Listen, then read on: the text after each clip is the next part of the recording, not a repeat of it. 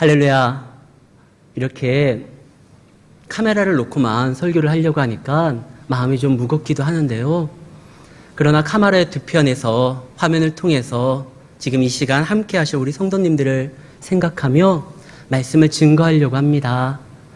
우리와 함께 하신 하나님이 신령과 진정으로 예배드리는 그 자리에 함께 한다는 걸 기억하시고 믿음으로 꼭 승리하시는 여러분들의 삶이 되시기를 예수의 이름으로 축원합니다.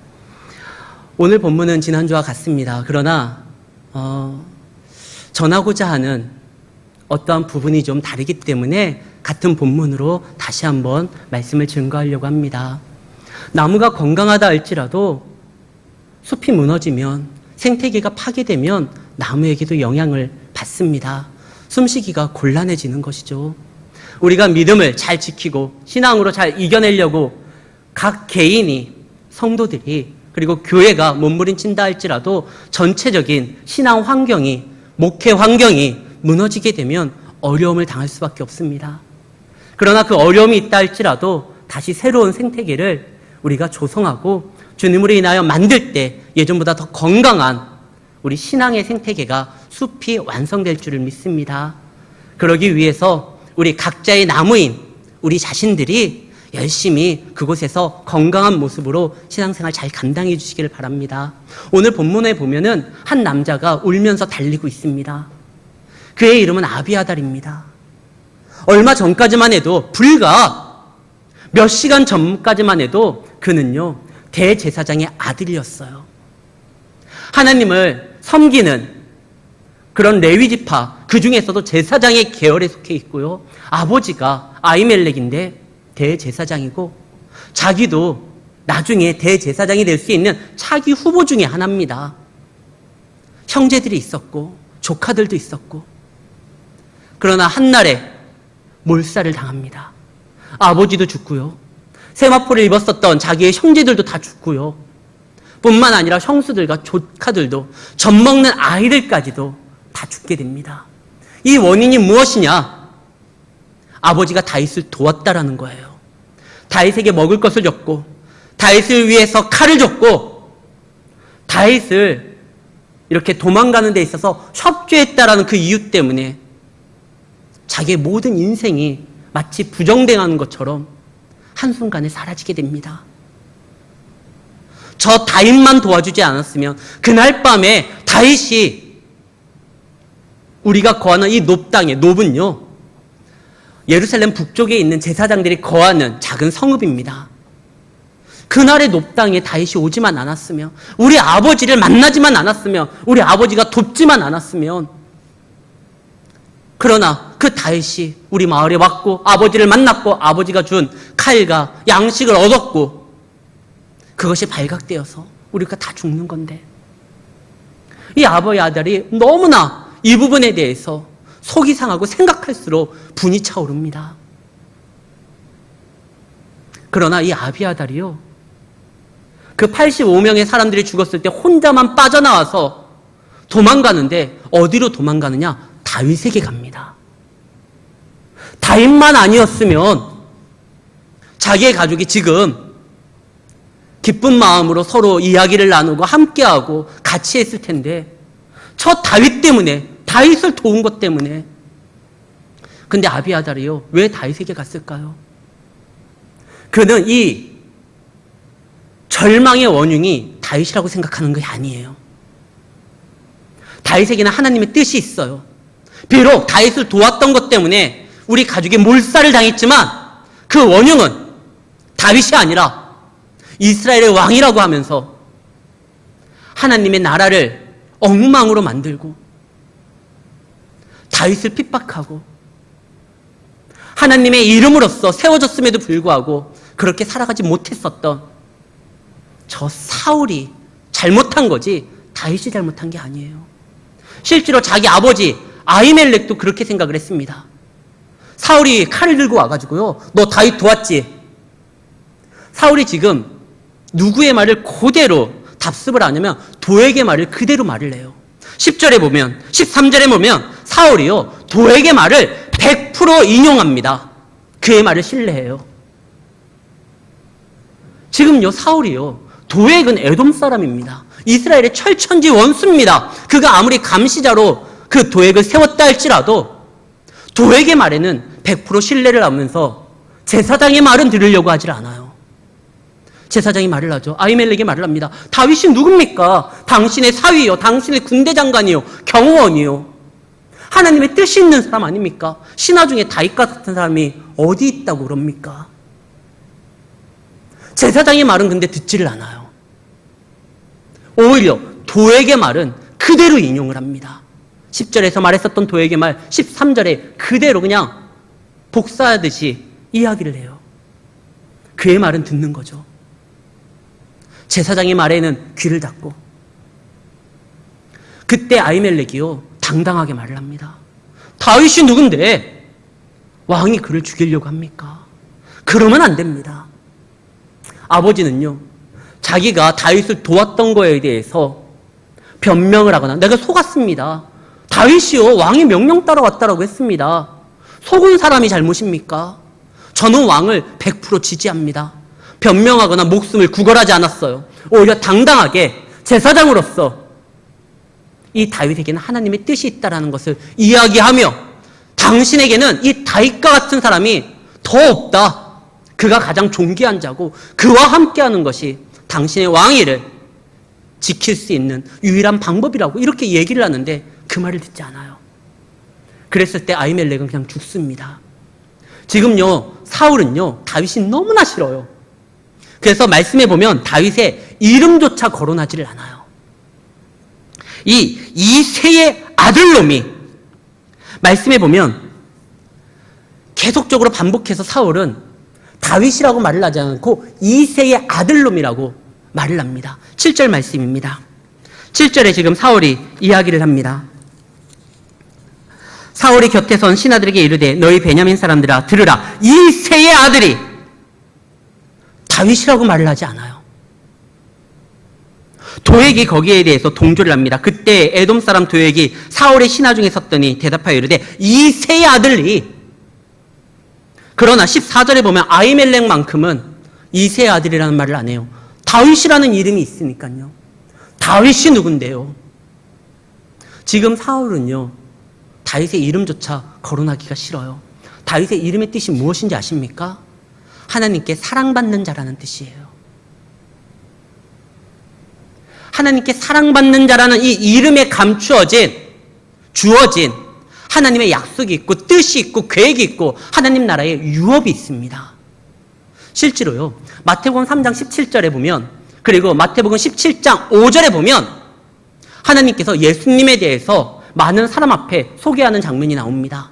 먼저 예수님이 세례를 받았었던 그 순간 하늘로부터 소리가 있어 말씀하시되 이는 내 사랑하는 아들이요 내 기뻐하는 자라. 17장 5절입니다.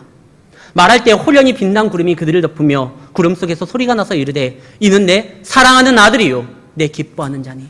유일하게요 하나님이 천사를 통해서 성경 저자에게 이야기할 때 말고 직접 많은 사람들 앞에 예수님을요 증거하고 그에 대해서 이야기를 할 때 했던 말이 이거예요.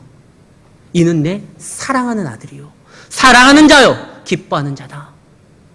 다윗의 이름은요 보통 이름이 아니에요. 다윗은 그 이름에 하나님의 사랑받는 자라는, 장차 이 사랑받는 자가 하나님의 유업을 얻거든요. 그 유업을 얻어서 이 땅에 하나님의 나라를 실현시킬 예수의 탄생에 대해서 알려주는 비밀스러운 이름이에요. 우리가 너무나 잘 아는 마태복음 1장이 있습니다. 마태복음 1장은 뭐에 관련된 장이죠? 족보예요. 아브라함과 다윗의 자손 예수 그리스도의 세계라 하면서 이야기가 나옵니다. 근데 거기에 이야기가 나올 때 특이한 게 있어요. 아브라함서부터 다윗까지 14대를 끊습니다. 그리고 다윗서부터 바벨론 포로까지를 14대를 끊습니다. 그리고 바벨론 이후서부터 예수 탄생까지 14대를 끊습니다. 왜 하필이면 이 14대로 나오냐면요. 이스라엘에는 히브리 말에 각 알파벳마다 숫자가 있어요. 그것을 게마트리아라고 하는데요. 이 다윗이라는 이름은 총 3자음으로 되어 있는데 464로 되어 있어요. 합치면 14입니다. 다윗의 이름이 하나님께 사랑받는 자라는 뜻이에요. 하나님께 그 사랑받는 자로서 이 땅에 오실 예수님에 대해서 이야기를 하려고 하니까 마태복음 1장은요, 이 다윗의 수라고 하는 이 14대로 끊어버리는 거예요. 엄밀히 따지면 14가 아닙니다. 족보에 빠지는 사람도 있고 그 다음에 누락된 사람이 있어요. 그리고 억지로 한 번 더 집어넣어가지고 14를 만드는 자도 있어요. 그의 이름이 다윗이에요. 다윗은 2번 들어갑니다. 일부러 14를 맞추는 거예요. 마태복음 1장은요. 왜? 다윗의 자손으로서 하나님께 사랑받는 그 이름을 가지고 있었던 그 이름에 약속된, 그 이름에 주어진 그 약속을 품고 이 땅에 오신 예수님에 대해서 이야기하기 위해서 그래서 14로 끄는 겁니다. 다윗은요, 하나님께 사랑받는 자예요. 이 이름이 얼마나 귀한지 예수님이 바로 하나님께 사랑받는 자라고 아예 하나님이 사람들 앞에서 공표한 거예요. 우리의 이름은 정말 거룩한 이름입니다. 우리가 다 누구죠? 성도가 무엇이죠? 거룩한 하나님의 백성이요, 하나님께 사랑받는 귀한 이들이라는 뜻이에요. 세상은 그것을 인정하지 않습니다. 그 이름을 부르고 싶지도 않아요. 니들이 무슨 거룩한 성도냐? 개독이라고 합니다.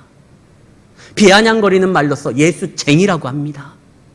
그러나 우리의 이름은요, 성도라는 이름은요, 하나님의 자녀라는 이 이름은 창조주가 직접 지어준 이름이고 그의 아들 예수님이 자신의 생명과 바꿔서 우리에게 허락된 이름입니다.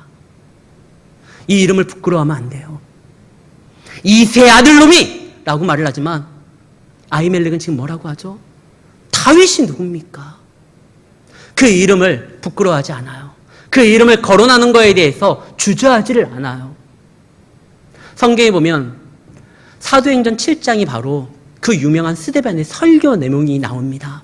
스데반이 설교를 쫙 해요. 그러면서 우리가 왜 예수를 믿고 따라야 되는지에 대해서 이야기를 합니다.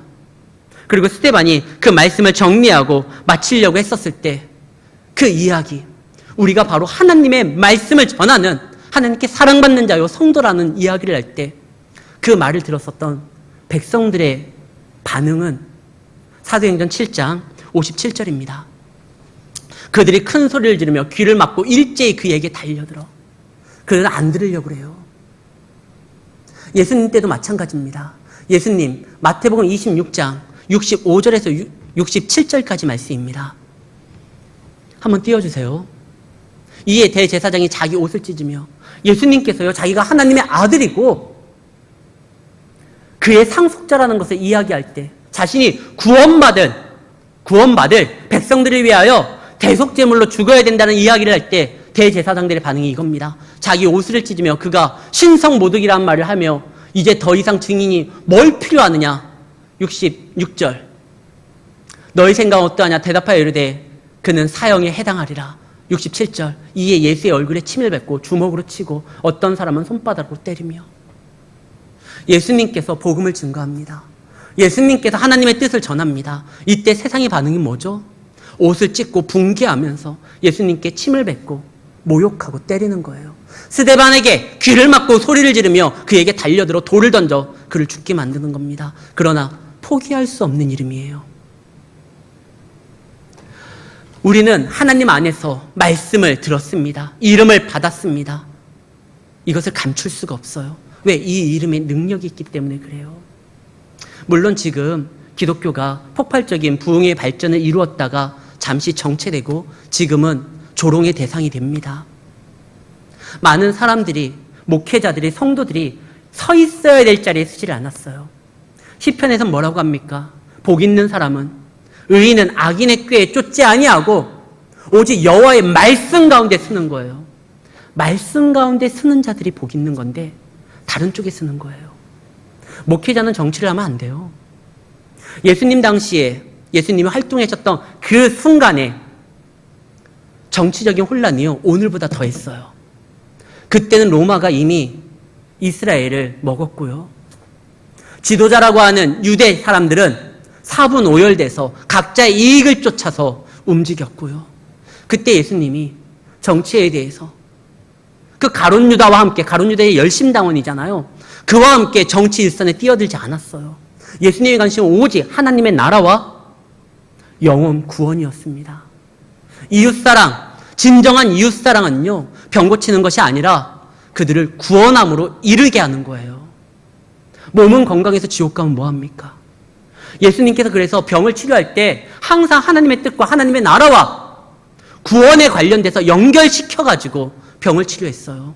중풍병자로 왔었던 그 친구를 고칠 때 예수님이 뭐라고 하죠? 네 죄가 사해졌다. 그 다음에 일어나라 한 거예요. 그냥 병만 고친 게 아니에요. 예수님이 병을 고쳤었던 이유는 다른 게 아닙니다. 하나님의 나라에는 병든 사람이 없다는 거 알려주기 위함이에요. 오병이의 기적을 베풀었었던 거, 단순히 저들의 배를 채우려고 하는 것이 아니라 하나님의 나라는 먹고 사는 문제로 인하여 고통당하는 나라가 아니라는 거예요. 죽은 자를 나사로를 살릴 때 예수님이 사실 빨리 갔으면요, 나사로가 숨을 거두기 전에 그를 만나고 그를 치료할 수가 있었어요. 근데 예수님은요, 하나님의 나라는 죽음이 없다라는 거 알려주기를 원했었던 겁니다. 그래서 그가 죽은 다음에 가서 마리아에게 섰을 때 이런 말을 하잖아요. 무릇 살아서 나를 믿는 자는 죽어도 살겠고, 나를 믿는 자는 죽어도 살겠고, 무릇 살아서 나를 믿는 자는 영원히 죽지 아니하리. 이거 네가 믿느냐? 그 말 한 다음에 나사로야 나오너라 해요.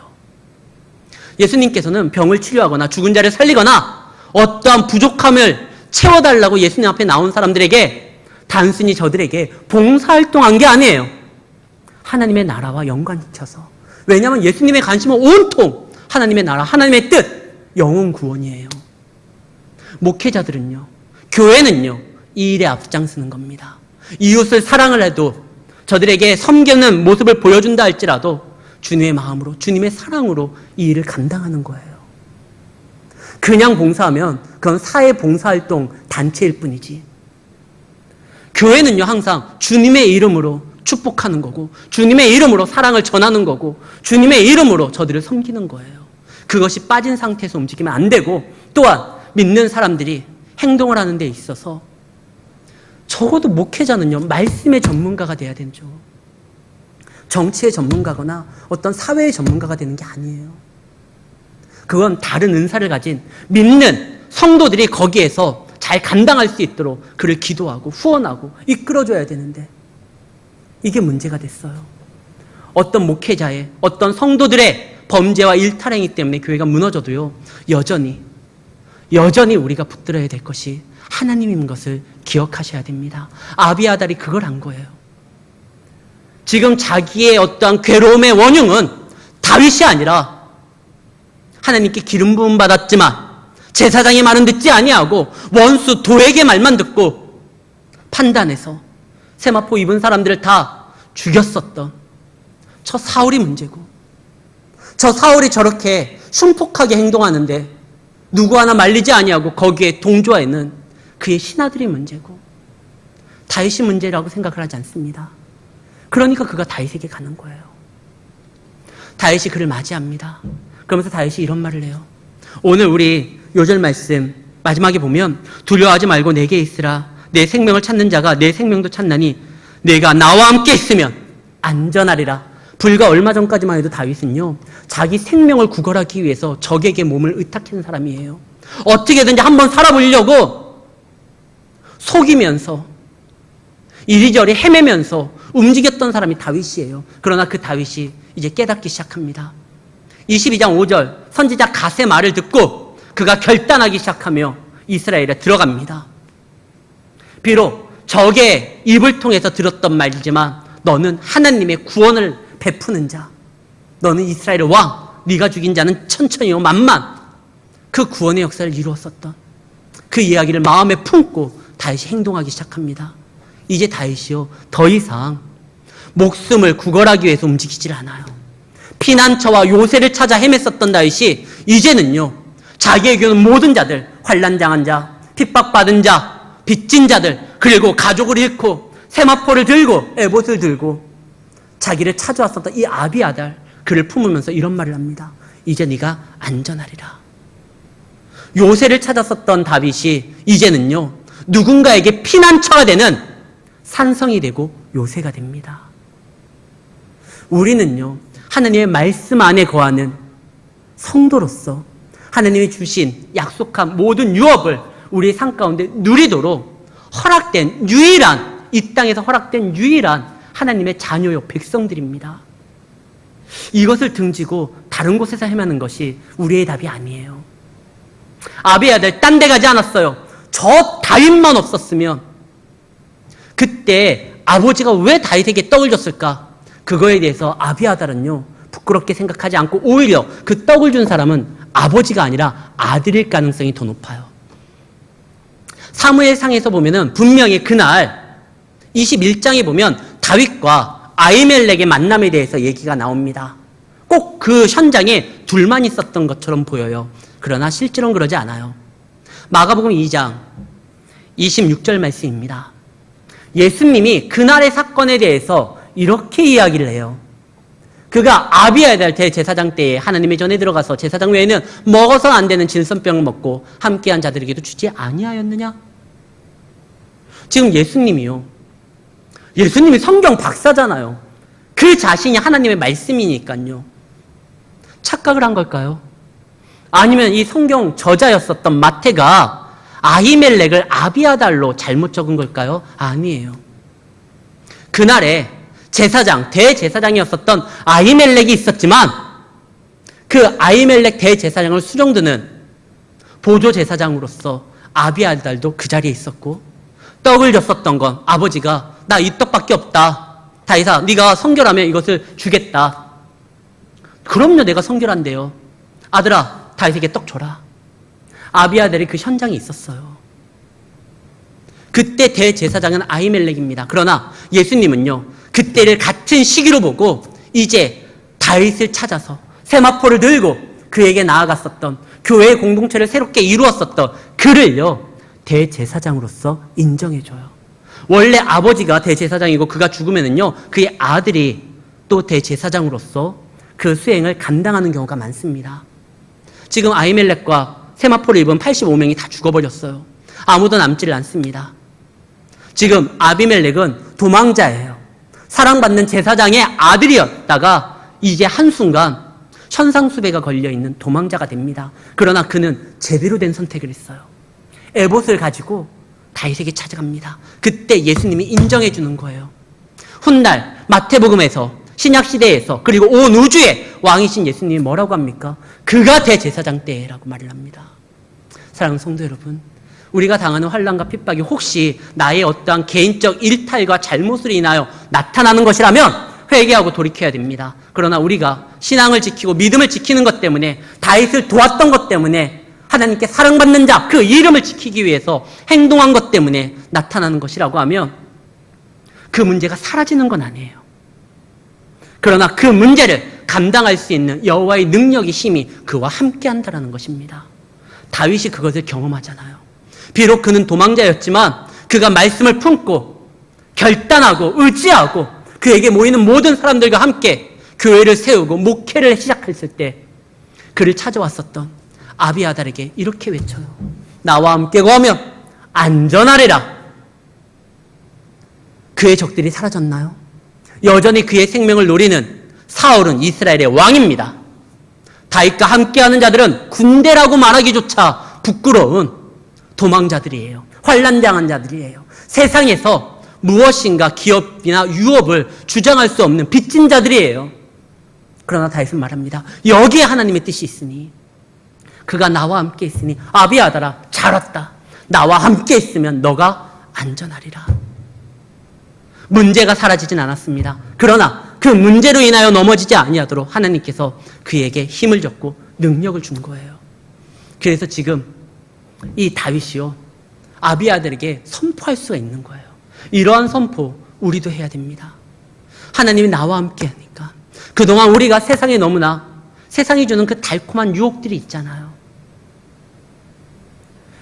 이 목회자들이요, 이 교회가 이제 핍박을 당하지 아니하고 존경을 받고 많은 사람들에게 어떠한 유익을 준다 생각하니까 세상은요 계산이 확실합니다. 아, 교회에 손잡으면 뭔가 이익이 있겠지. 근데 이익을 원해서 손을 내미는 자들의 손을 잡는 건 교회가 할 일이 아니에요. 근데 많은 이들이 손을 잡다가 지금 큰일이 났거든요. 그러나 이것이 교회의 사라짐이라고 보진 않습니다. 교회는요, 사라질 수가 없어요. 교회의 머리 대신 예수님이 죽음도 이겼거든요. 그분이 온 인류의 통치자거든요.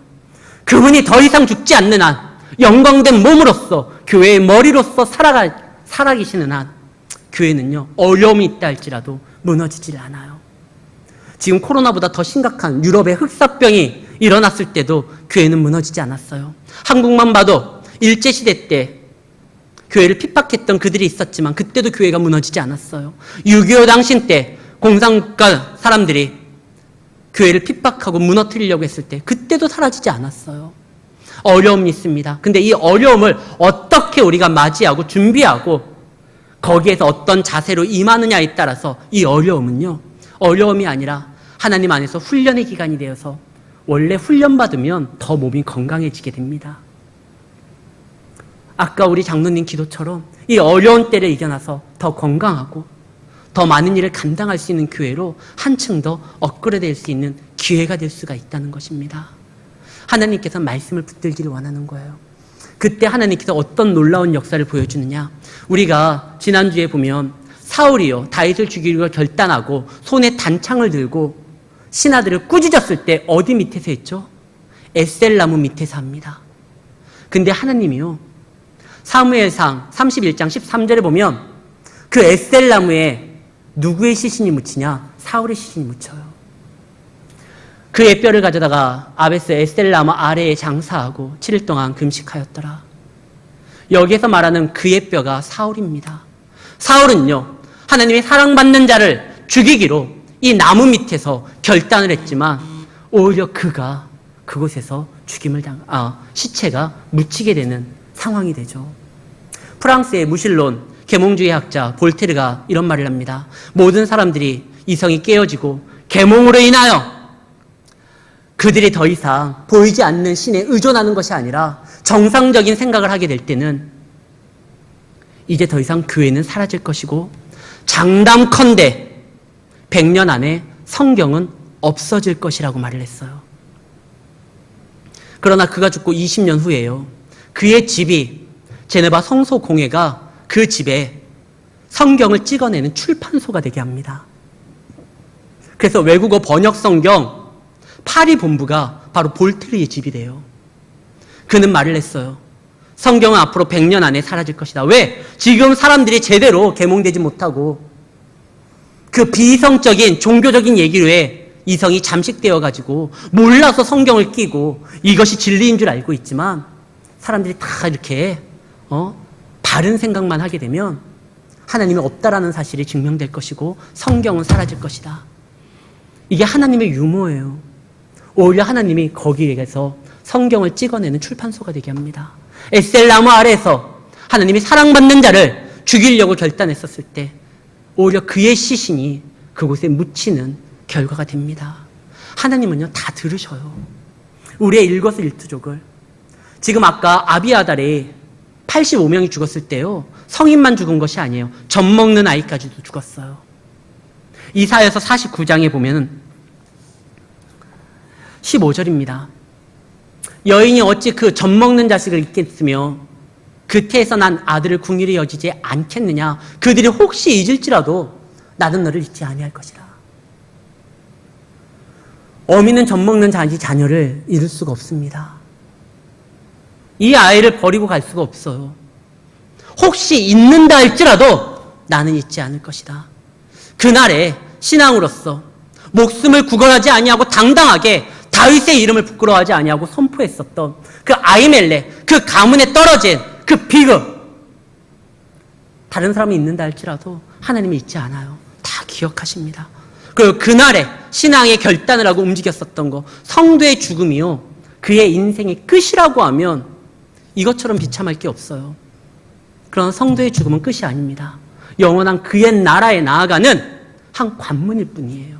어떤 모습으로 그 나라에 서느냐, 이것이 성도에게 가장 중요한 겁니다.